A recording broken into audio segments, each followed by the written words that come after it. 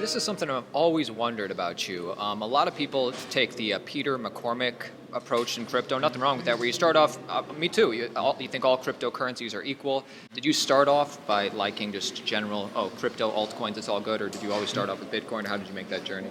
Yeah, so for me, I've always had two very specific investment theses, right? One is that humans are going to trust algorithms over other humans, and so they're likely to eventually store their wealth in a financial system where it's driven by software and algorithms, right? So Bitcoin specifically. And then the second was that every stock, bond, currency, and commodity would be digitized in the future. I think that Bitcoin is the kind of product of the currencies being digitized, but I still think that stocks, bonds, and commodities will get digitized as well over time. And then the third thing, which we came out very publicly and said we don't think that investing in these ICOs is a great investment opportunity. We tend to think that there's more benefit to the entrepreneur than there is to the investor. It's something that we're not going to do. We took our lumps for it online when we said it, but I tend to think that who's laughing now?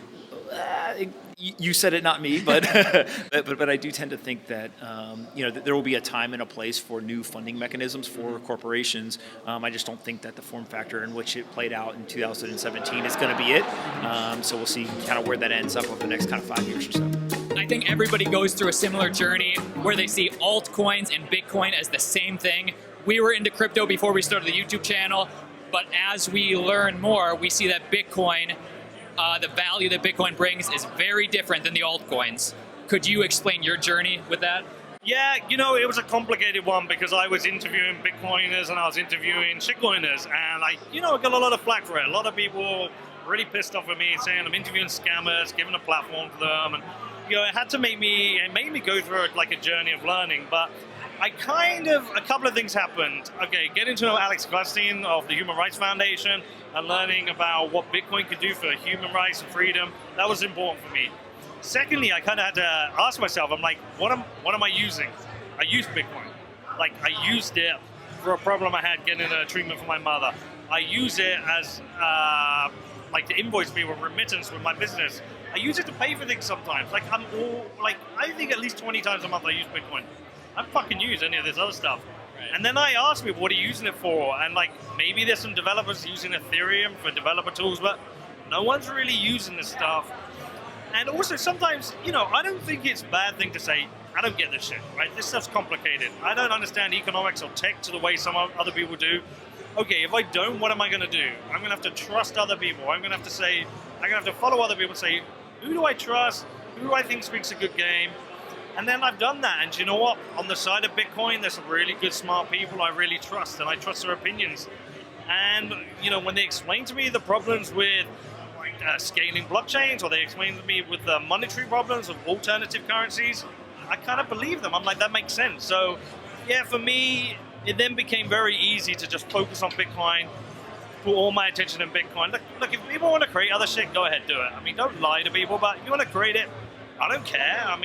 But what I'm going to do is I'm just going to focus on Bitcoin. There's enough in there for me. It's super interesting. And I also think it has a bigger purpose. Like, all these other currencies and tokens, they feel like companies. They feel like centralized products to enrich. They are companies. Well, they are. Well, some are. Some say they're decentralized. But they're there to enrich a group of original founders and people with their pre-minds, etc. And I'm like, fine, if you're going to do that. But Bitcoin's so much bigger. The fact that we still don't know who Satoshi is, which is mind-blowing, by the way, it's amazing. And I think Bitcoin has a bigger agenda. It could change central banking. It can enable better freedom and human rights. And I think that's something that's worth getting behind. Is there anything in Ripple that I want to get behind? Fuck no. Is there anything in Ethereum I want to get behind? No, I just don't give a fuck about that stuff. So yeah, I'm all Bitcoin, man. When we started this channel, Altcoin Daily, we went on a similar journey that Peter McCormick did, that a lot of people do, when you don't really know what gives Bitcoin value, and so you just kind of you're excited by the whole space. Did you go on that journey? Because I know you as a big Bitcoin guy, obviously. Yeah. I mean, when I started, there really weren't altcoins, so... Feathercoin, or not even Feather? Well, it was 2011. Okay. I think Namecoin started a little later that year. And that was pretty much the first fork of Bitcoin. I mean, there were other ones like Tenebrix and IXCoin, which nobody remembers now. But they all existed way back then, but it was later. You were ever into that or no? No, I mean, I did buy some Litecoin, I think in 2013 or something like that. I mean, I don't have any more, but it was just sort of... just excited on Bitcoin. I think when I first learned about it, the main value prop that appealed to me was that there was a 21 million cap. And that was just like, okay, there's 21 million, and if this thing catches on, I better have some of it. So cool. That was my motivation, and it wasn't very much back then, though it's a lot more now. But that's how I got into it. I like that. What do you think the biggest misconception is about Bitcoin for maybe either new people or even people who've been in the space a while? For people that have been in the space for a while, they tend to see Bitcoin as a technology. It's not. It's money. That's the main property that makes it interesting. So building a better mousetrap isn't going to get you more users and stuff like that. It's a brand new monetary medium, and the Silicon Valley temptation is to improve some small part of it and say that we have something better and therefore you should come with us. None of that matters if it's not decentralized. Decentralization is the only thing that makes it different than something like the US dollar. Exactly. So, did you have a similar journey, or were you just immediately pro Bitcoin? Oh, I'd say it was probably a pretty similar journey. A lot of learning. I mean, started with Bitcoin, then learned about some other coins, and then came back to Bitcoin, and then learn about other coins. So I've kind of gone back and forth. But Bitcoin is the most secure database in the world by far. You can't hack it. You can't change it. Nobody in the world can do that. Like nothing even comes close to it. Ethereum though is also like a very secure database. Like you aren't going to hack an Ethereum blockchain. It just would cost you way too much, and you'd devalue Ethereum. So Bitcoin is obviously the biggest by far. Ethereum is still pretty strong. I'm not sure there are any other networks that I would say have that going for it. Right. So I think it's the multi-coin world is here to stay. True. But Bitcoin is here to stay. True, exactly. My thoughts exactly. Barb, appreciate you coming on the channel. Thanks for having me. Any final thoughts for our Altcoin Daily audience out there? Don't put what you can't afford into crypto, but do put what you can afford into crypto. Bitcoin. Appreciate that. now I know a lot of people, myself included, when I first saw this space, I really couldn't tell you what makes Bitcoin more valuable than altcoins at the beginning.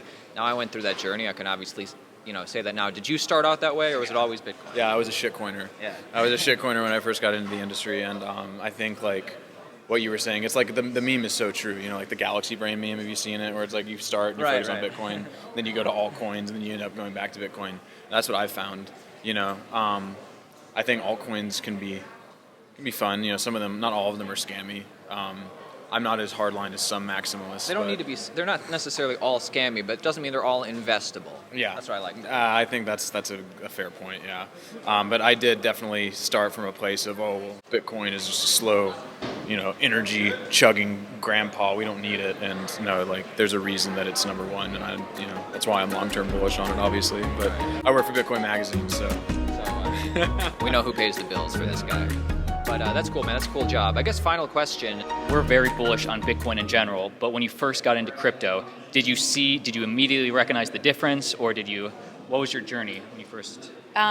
So I was recruited by Casa, so I kind of just was a Bitcoin first person because of them. But before I worked for Casa, I did write some ICO white papers, and I didn't even understand really the mechanics behind how that all worked, but I was writing the business plan and why this coin would be useful in the business plan.